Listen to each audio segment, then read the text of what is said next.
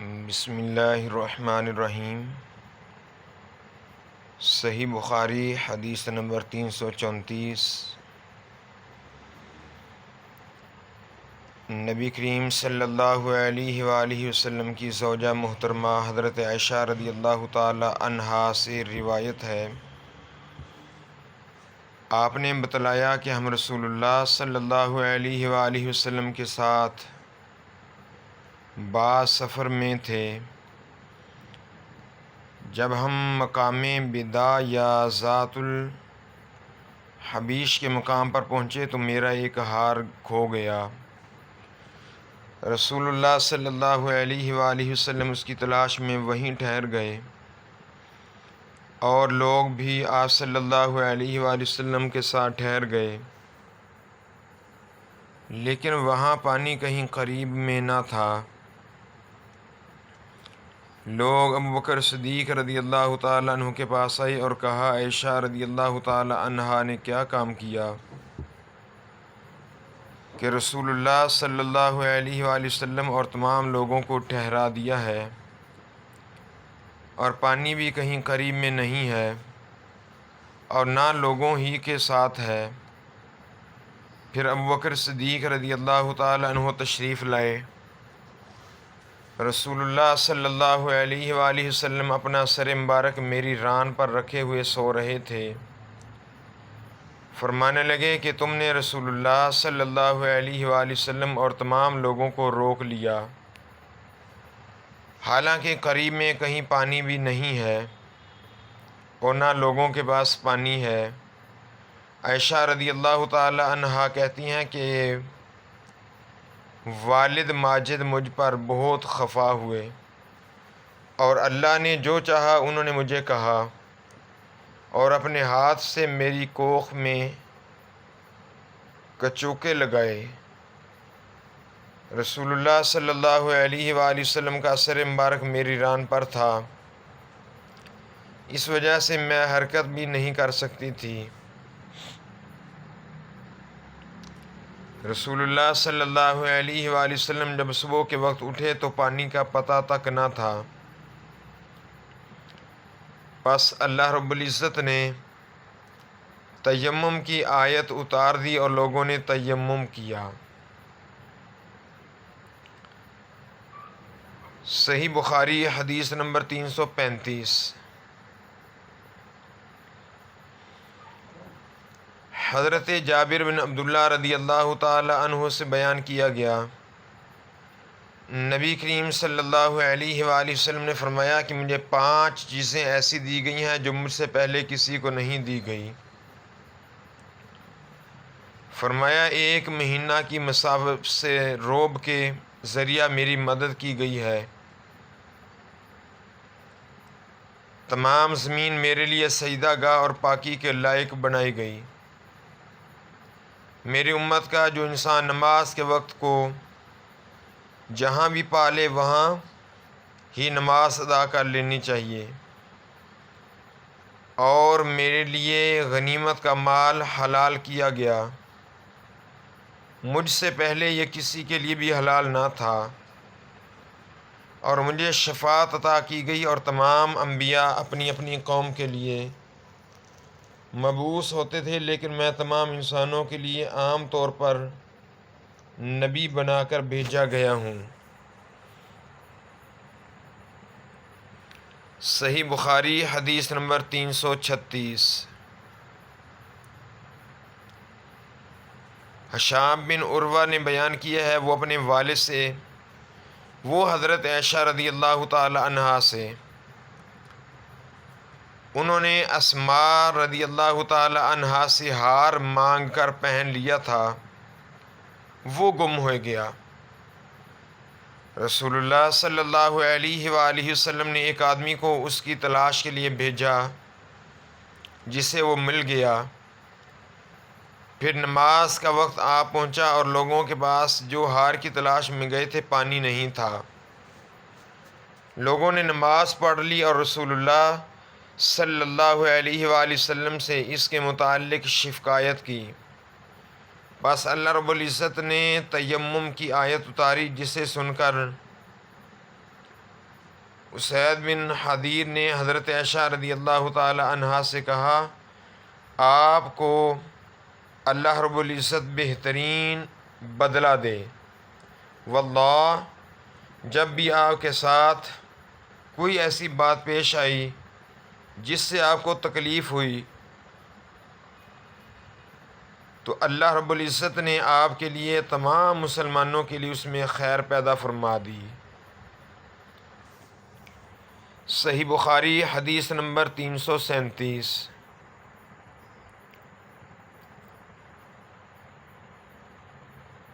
حضرت عبداللہ بن یسار جو کہ میمونہ رضی اللہ تعالی عنہا زوجہ نبی کریم صلی اللہ علیہ وآلہ وسلم کے غلام تھے،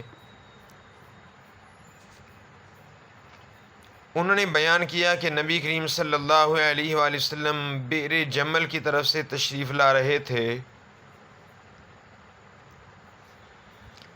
راستے میں ایک شخص نے آپ صلی اللہ علیہ وآلہ وسلم کو سلام کیا، لیکن آپ صلی اللہ علیہ وآلہ وسلم نے جواب نہیں دیا۔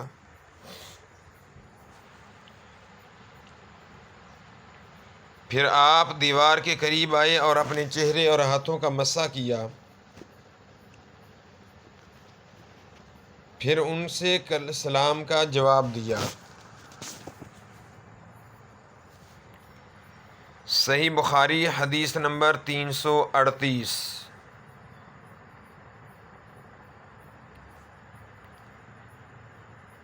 عبد الرحمن بن ابزا سے روایت ہے، وہ اپنے باپ سے انہوں نے بیان کیا کہ ایک شخص عمر بن خطاب رضی اللہ تعالی عنہ کے پاس آیا اور عرض کی کہ مجھے غسل کی حاجت ہو گئی اور پانی نہیں ملا، تو میں اب کیا کروں؟ اس پر عمار بن یاسر نے عمر بن خطاب سے کہا، کیا آپ کو یاد نہیں جب میں اور آپ سفر میں تھے، ہم دونوں جنبی ہو گئے، آپ نے تو نماز نہیں پڑھی لیکن میں نے زمین پر لوٹ پوٹ لیا اور نماز پڑھ لی۔ پھر میں نے نبی کریم صلی اللہ علیہ وآلہ وسلم سے اس کا ذکر کیا تو آپ صلی اللہ علیہ وآلہ وسلم نے فرمایا، تجھے بس اتنا ہی کافی تھا، اور آپ نے اپنے دونوں ہاتھ زمین پر مارے، پھر انہیں پھونکا اور دونوں سے چہرے اور پونچھوں کا مسح کیا۔ صحیح بخاری حدیث نمبر 339۔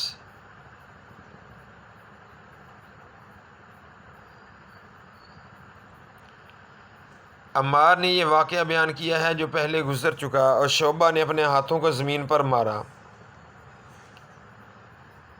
پھر انہیں اپنے منہ کے قریب کر لیا،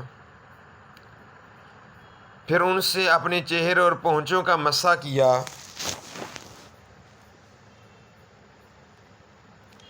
اور نصر بن شمیل نے بیان کیا کہ مجھے شعبہ نے خبر دی ہے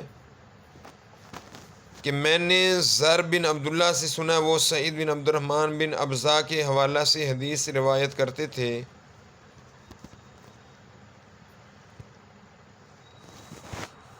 حاکم نے کہا کہ میں نے یہ حدیث ابن عبد الرحمن بن ابزا سے سنی، وہ اپنے والد کے حوالے سے بیان کرتے تھے کہ عمار نے ایسے کیا۔ صحیح بخاری حدیث نمبر 340۔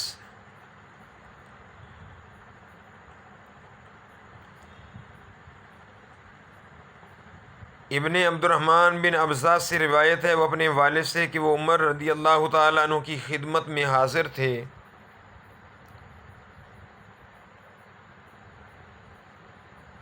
اور عمار رضی اللہ تعالیٰ عنہ نے ان سے کہا کہ ہم ایک لشکر میں گئے ہوئے تھے، بس ہم دونوں جنبی ہو گئے، انہوں نے تفل فیہما کہا۔ صحیح بخاری حدیث نمبر 341۔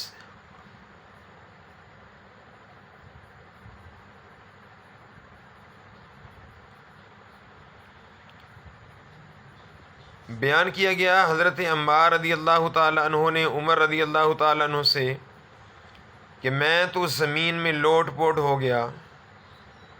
پھر نبی کریم صلی اللہ علیہ وآلہ وسلم کی خدمت میں حاضر ہوا تو آپ صلی اللہ علیہ وآلہ وسلم نے فرمایا کہ تیرے لیے صرف چہرے اور پونچھوں پر مسح کرنا کافی تھا۔ صحیح بخاری حدیث نمبر 342۔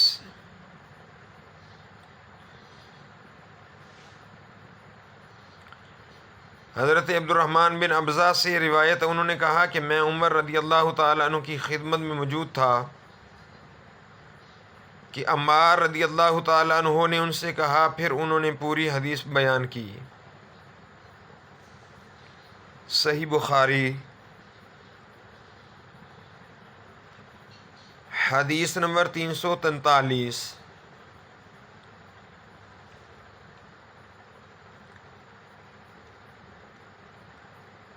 ابن عبد الرحمن بن ابزہ سے روایت ہے، انہوں نے اپنے والد سے کہ عمار نے بیان کیا، پس نبی کریم صلی اللہ علیہ وآلہ وسلم اپنے ہاتھوں کو زمین پر مارتے اور اس سے اپنے چہرے اور پونچھوں کا مسح فرماتے۔ صحیح بخاری حدیث نمبر 344۔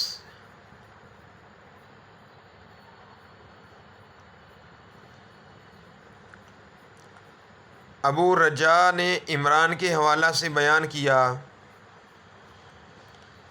انہوں نے کہا کہ ہم نبی کریم صلی اللہ علیہ وآلہ وسلم کے ساتھ ایک سفر میں تھے، ہم رات بھر چلتے رہے اور جب رات کا آخری حصہ آیا تو ہم نے پڑاؤ ڈالا، اور مسافر کے لیے اس وقت کے پڑاؤ سے زیادہ مرغوب اور کوئی چیز نہیں ہوتی۔ پھر ہم اس طرح غافل ہو کر سو گئے کہ ہمیں سورج کی گرمی کے سوا کوئی چیز بیدار نہ کر سکی۔ سب سے پہلے بیدار ہونے والا شخص فلاں تھا، پھر فلاں تھا۔ ابو رجاء نے سب کے نام لیے، لیکن عوف کو یہ نام یاد نہیں رہے۔ پھر چوتھے نمبر پر جاگنے والے عمر بن خطاب تھے، اور جب نبی کریم صلی اللہ علیہ وآلہ وسلم آرام فرماتے تو ہم آپ کو جگاتے نہیں تھے۔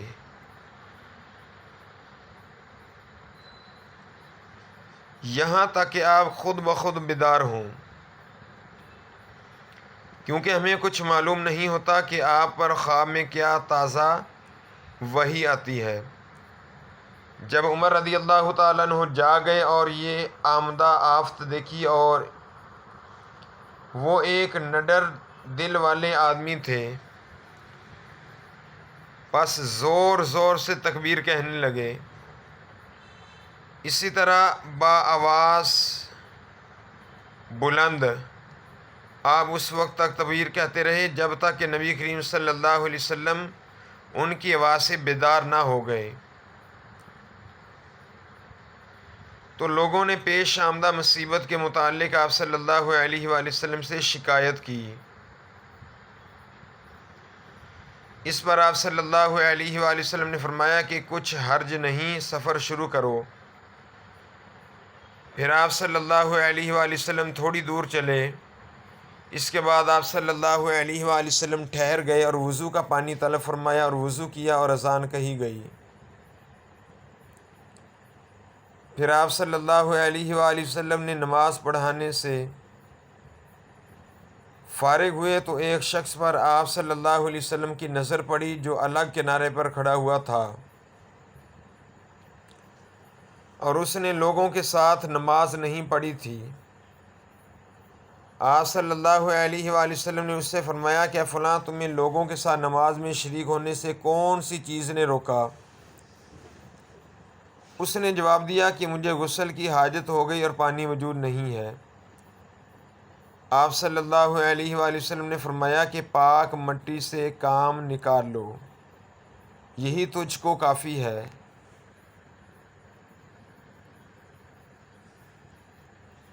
پھر نبی کریم صلی اللہ علیہ وآلہ وسلم نے سفر شروع کیا تو لوگوں نے پیاس کی شکایت کی۔ آپ صلی اللہ علیہ وآلہ وسلم ٹھہر گئے اور فلاں یعنی عمران بن حسین کو بلایا۔ ابو رجا نے ان کا نام لیا تھا لیکن عوف کو یاد نہیں رہا، اور علی کو بھی طلب فرمایا۔ ان دونوں سے آپ صلی اللہ علیہ وآلہ وسلم نے فرمایا کہ جاؤ پانی تلاش کرو۔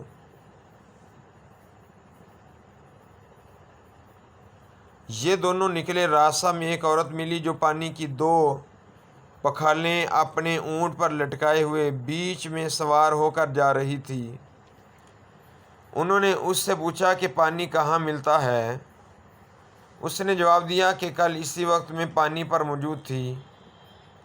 میں پانی پر موجود تھی، یعنی پانی اتنی دور ہے کہ کل میں اسی وقت وہاں سے پانی لے کر چلی تھی، آج یہاں پہنچی ہوں، اور ہمارے قبیلے کے مرد لوگ پیچھے رہ گئے ہیں۔ انہوں نے اس سے کہا اچھا ہمارے ساتھ چلو۔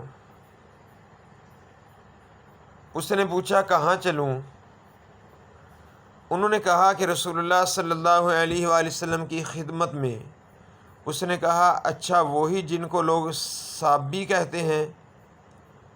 انہوں نے کہا یہ وہی ہیں جسے تم کہہ رہی ہو۔ اچھا اب چلو۔ آخر یہ دونوں حضرات اس عورت کو نبی کریم صلی اللہ علیہ وآلہ وسلم کی خدمت میں مبارکہ میں لائے اور سارا واقعہ بیان کیا۔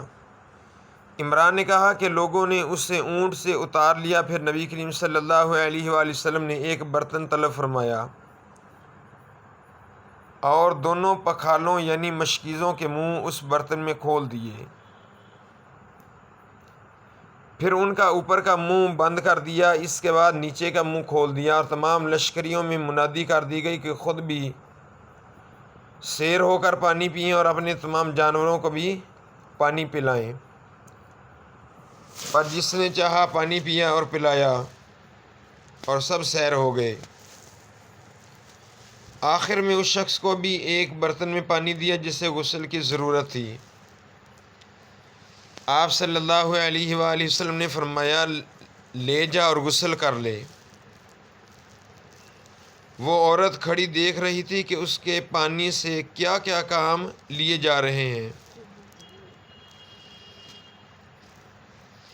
اور اللہ کی قسم جب پانی لیا جانا ان سے بند ہوا تو ہم دیکھ رہے تھے کہ اب مشکیزوں میں پانی پہلے سے بھی زیادہ موجود تھا۔ پھر نبی کریم صلی اللہ علیہ وآلہ وسلم نے فرمایا کہ کچھ اس طرح کے کھانے کی چیز جمع کرو۔ لوگوں نے اس کے لیے عمدہ قسم کی کھجور، اجوا، آٹا اور ستو اکٹھے کیے، یہاں تک کہ بہت سارا کھانا اس کے لیے جمع ہو گیا۔ تو اسے لوگوں نے ایک کپڑے میں رکھا اور عورت کو اونٹ پر سوار کر کے اس کے سامنے وہ کپڑا رکھ دیا۔ رسول اللہ صلی اللہ علیہ وآلہ وسلم نے اس سے فرمایا کہ تمہیں معلوم ہے کہ ہم نے تمہارے پانی میں کوئی کمی نہیں کی ہے، لیکن اللہ تعالیٰ نے ہمیں سیراب کر دیا۔ پھر وہ اپنے گھر آئی، دیر کافی ہو چکی تھی، اس لیے گھر والوں نے پوچھا کہ فلانی کیوں اتنی دیر ہوئی؟ اس نے کہا ایک عجیب بات ہوئی، وہ یہ کہ مجھے 2 آدمی ملے اور وہ مجھے اس شخص کے پاس لے گئے جسے لوگ صابی کہتے ہیں۔ وہاں اس طرح کا واقعہ پیش آیا، اللہ کی قسم وہ تو اس کے اور اس کے درمیان سب سے بڑا جادوگر ہے، اور اس نے بیچ کی انگلی اور شہادت کی انگلی آسمان کی طرف اٹھا کر اشارہ کیا۔ اس کی مراد آسمان اور زمین سے تھی، یا پھر وہ واقعی اللہ کا رسول ہے۔ اس کے بعد مسلمان اس قبیلہ کے دور و نزدیک کے مشرکین پر حملہ کیا کرتے تھے، لیکن اس گھرانے کو جس نے اس عورت کا تعلق تھا کوئی نقصان نہیں پہنچاتے دیکھتا۔ یہ اچھا برتاؤ دیکھ کر ایک دن اس عورت نے اپنی قوم سے کہا کہ میرا خیال ہے کہ یہ لوگ تمہیں جان بوجھ کر چھوڑ دیتے ہیں، تو کیا تمہیں اسلام کی طرف کچھ رغبت ہے؟ قوم نے عورت کی بات مان لی اور اسلام لے آئی۔